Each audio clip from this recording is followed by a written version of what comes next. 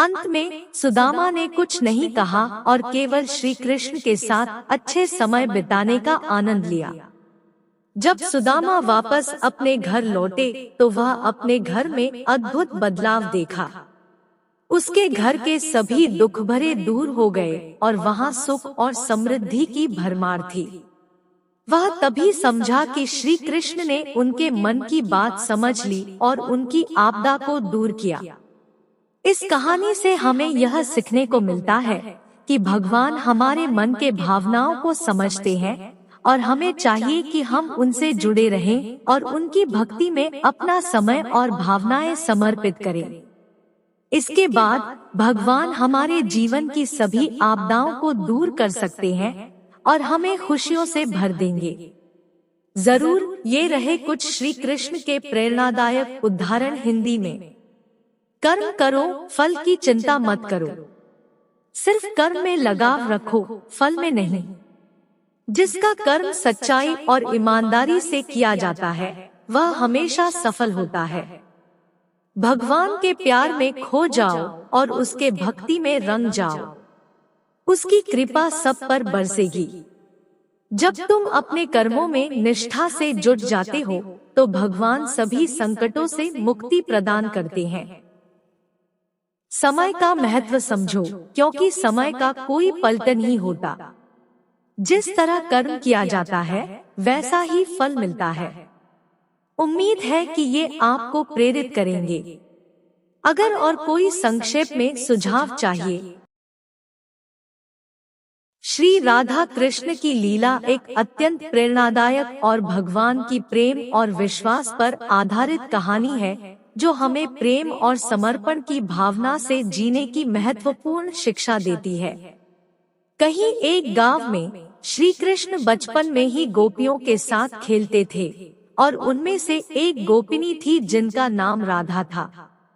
उनका प्रेम श्री कृष्ण के प्रेम से अद्वितीय था। राधा का प्रेम भगवान के प्रति अत्यंत संजीवनी शक्ति थी जिससे वह हमेशा भगवान के साथ जुड़ी रही। एक दिन श्री कृष्ण ने अपनी मासी के घर से मक्खन चोरी करने के लिए जा रहे थे। राधा ने इसे जानकर उनके पास जाकर पूछा, हे कान्हा, तुम मक्खन चोरी क्यों कर रहे हो? श्री कृष्ण हंसते हुए बोले, मैं तो सिर्फ मक्खन नहीं, तुम्हारा प्यार भी चुरा लूंगा। इसके बाद उन्होंने राधा को अपने प्रेम में लीन होने की शक्ति दिखाई और राधा की भावनाओं को समझाया कि उनका प्रेम ही सबसे अद्वितीय है।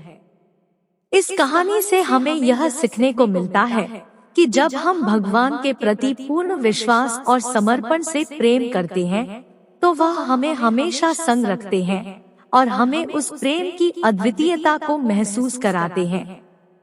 इससे हमें यह भी सीखने को मिलता है कि प्रेम में रंगी हुई भावनाओं की महत्वपूर्णता है जो हमें भगवान के पास ले जाती है। यह हमें यह भी याद दिलाती है कि भगवान के साथ हमेशा प्यार और समर्पण से जुड़े रहना चाहिए। भगवान श्री कृष्ण की एक प्रेरणादायक कहानी है जो हमें जीवन में सफलता पाने के लिए मार्गदर्शन करती है। यह कहानी है श्री कृष्ण और सुदामा की। कभी कभी जीवन की दुखदाइयों और आपातकाल में हम अपने आप को खो देते हैं और हमें अपने मानसिक स्थिति को सुधारने की आवश्यकता होती है। इसी तरह के समय पर एक दिन श्री कृष्ण के भक्त और मित्र सुदामा अपने दोस्त कृष्ण के पास गए। सुदामा ने बहुत कम धन और वस्त्र साथ लिए थे, लेकिन वह श्री कृष्ण को अपनी गहनों के साथ खुशी खुशी मिलने गए।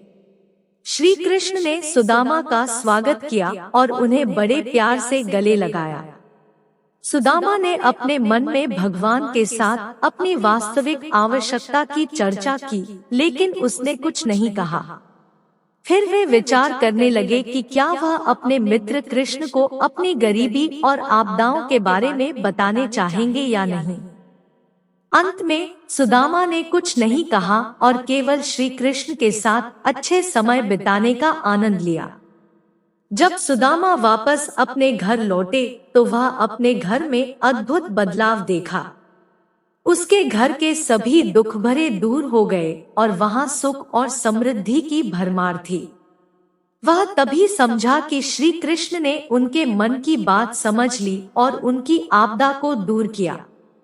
इस कहानी से हमें यह सीखने को मिलता है कि भगवान हमारे मन के भावनाओं को समझते हैं और हमें चाहिए कि हम उनसे जुड़े रहें और उनकी भक्ति में अपना समय और भावनाएं समर्पित करें। इसके बाद भगवान हमारे जीवन की सभी आपदाओं को दूर कर सकते हैं और हमें खुशियों से भर देंगे। जरूर ये रहे कुछ श्री कृष्ण के प्रेरणादायक उदाहरण हिंदी में। कर्म करो, फल की चिंता मत करो। सिर्फ कर्म में लगाव रखो, फल में नहीं। जिसका कर्म सच्चाई और ईमानदारी से किया जाता है वह हमेशा सफल होता है। भगवान के प्यार में खो जाओ और उसके भक्ति में रंग जाओ। उसकी कृपा सब पर बरसेगी। जब तुम अपने कर्मों में निष्ठा से जुट जाते हो तो भगवान सभी संकटों से मुक्ति प्रदान करते हैं। समय का महत्व समझो, क्योंकि समय का कोई पलट नहीं होता। जिस तरह कर्म किया जाता है वैसा ही फल मिलता है। उम्मीद है कि ये आपको प्रेरित करेंगे। अगर और कोई संक्षेप में सुझाव चाहिए तो कृपया बताएं। पाने को ही प्रेम कहे जबकि ये है रीत। प्रेम का सही अर्थ समझाएगी राधा कृष्णा की प्रीत। यदि प्रेम का मतलब सिर्फ पा लेना होता तो हर हृदय में राधा कृष्ण का नाम नहीं होता। प्यार में कितनी बाधा देखी, फिर भी कृष्ण के साथ राधा देखी। पूर्ण है श्री कृष्ण, परिपूर्ण है श्री राधे। आदि है श्री कृष्ण, अनंत है श्री राधे। बंधन रिश्तों का नहीं एहसासों का होता है। जहां एहसास खत्म वहां रिश्ता खत्म। राधा के सच्चे प्रेम का यह इनाम है। कान्हा से पहले लोग लेते राधा का नाम है। प्रेम का लक्ष्य सदा परमात्मा है।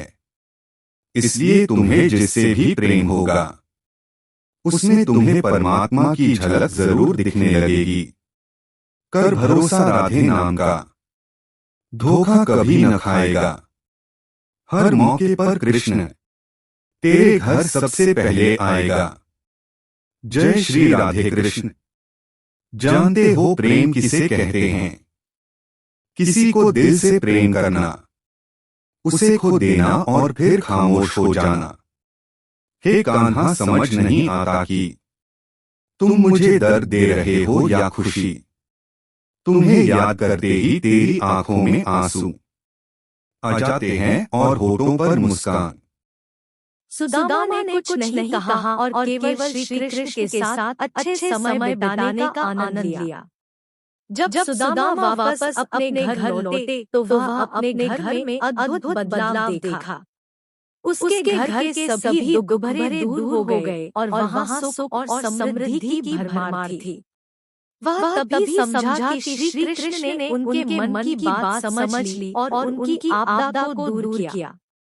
इस कहानी से हमें यह सीखने को मिलता है कि भगवान हमारे मन के भावनाओं को समझते हैं और हमें चाहिए कि हम उनसे जुड़े रहें और उनकी भक्ति में अपना समय और भावनाएं समर्पित करें। इसके बाद भगवान हमारे जीवन की सभी आपदाओं को दूर कर सकते हैं और हमें खुशियों से भर देंगे।